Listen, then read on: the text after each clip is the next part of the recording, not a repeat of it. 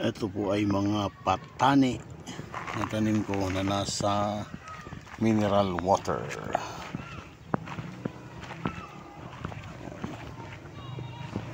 Ilang months lang yan, pwede na siyang bumunga. Ito yung mga lumang tanim ko.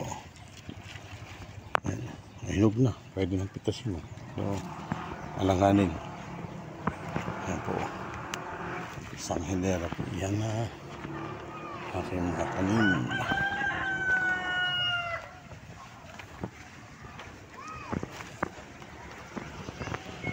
Ito, malapit nang mahinog yung aking saging na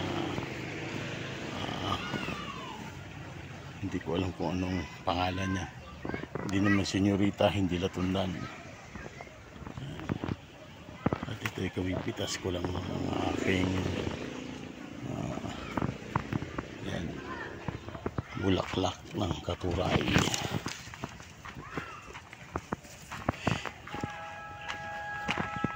Ito tayo sa aking cherry mulberry. Kanina po may mga hinog nito. Ayun.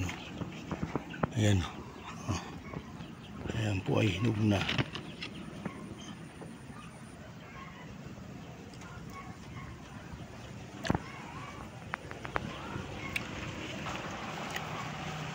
Ay bunga hanggang taas.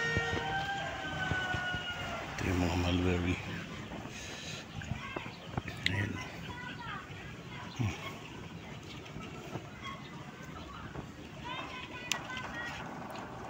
Napakatami sa bunga.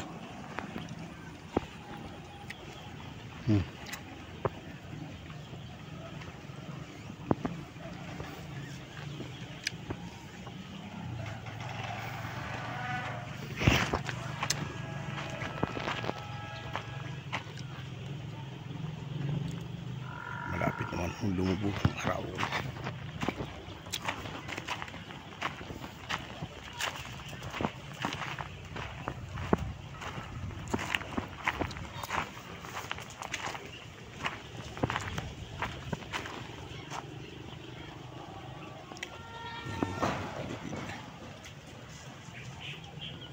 At hindi pa natatapos ng aking bahay.